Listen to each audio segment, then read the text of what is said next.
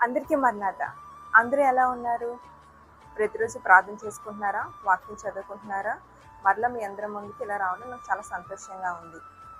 ఈరోజు దేవుడు నీకిస్తున్న వాగ్దానము, నీ చింత యావత్తు కూడా ఆయన మీద మోపండి.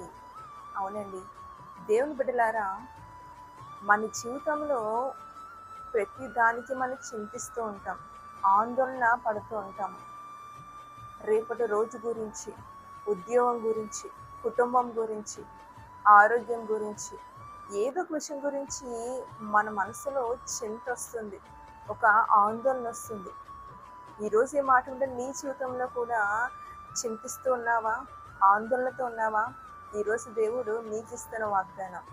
1 పేతురు పత్రిక 5వ అధ్యాయం 7వ వచనం. ఆయన మిమ్మల్ని గూర్చి చింతించున్నాడు గనుక మీ చింత యావత్తు ఆయన మీద వేయుడి. ఆమేన్.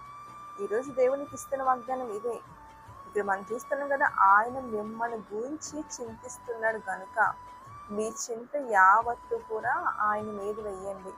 ఈ సృష్టిని సృష్టించింది, మనల్ని సృష్టించింది ఆయనే. అలాంటి నీ కొరకు నా కొరకు ఆయన చింతిస్తున్నాడు. కాబట్టి నువ్వు చింతించవలసిన అవసరం లేదు. ఆయనే సృష్టించాడు. ఎవరి జీవితంలో ఎప్పుడు ఉద్యోగం ఇవ్వాలో, ఎప్పుడు ఏ పరిస్థితి ఎలా మార్చాలో, ఏ సమస్య ఎలా తీర్చాలో, ఏ చిక్కుముడి ఎలా విడదీయాలో సమస్తము కూడా ఆయన ఎరిగిన వాడు. మీరు చింతపడవలసిన అవసరం లేదు. ఎందుకంటే నీ గురించి, నీ కుటుంబం గురించి దేవుడు చింతిస్తున్నాడు. మరి మన చింత దేవుని మీద ఎలా వెయ్యాలి అంటే రెండు పనులు మనం చేయాలి. ఒకటి, ప్రార్థించు. ఆయన సన్నిధిలో మోకరించి, ప్రభువా నా జీవితంలో ఈ సమస్య ఉంది, ఈ చింత ఉంది, ఈ యొక్క ఇబ్బంది ఉంది అని చెప్పేసి ఆయన సన్నిధిలో మోకరించి ప్రార్థించి నీ మనసులోని చింత అంతా కూడా ఆయన ఎదుట కుమ్మరించు. రెండోదిగా, విశ్వాసంతో ప్రార్థించు. నీ జీవితంలో ఉన్న సమస్య, చింత యావత్తు కూడా నీ చేతిలో పెడుతున్నానయ్యా. నా జీవితంలో చింత ఉంది, ఈ ఇబ్బంది ఉంది, ఈ సమస్య ఉంది, ఈ చింత అంతా నీ చేతిలో పెడుతున్నానయ్యా, నువ్వే చింత తీసివేయని విశ్వాసంతో ప్రార్థించు.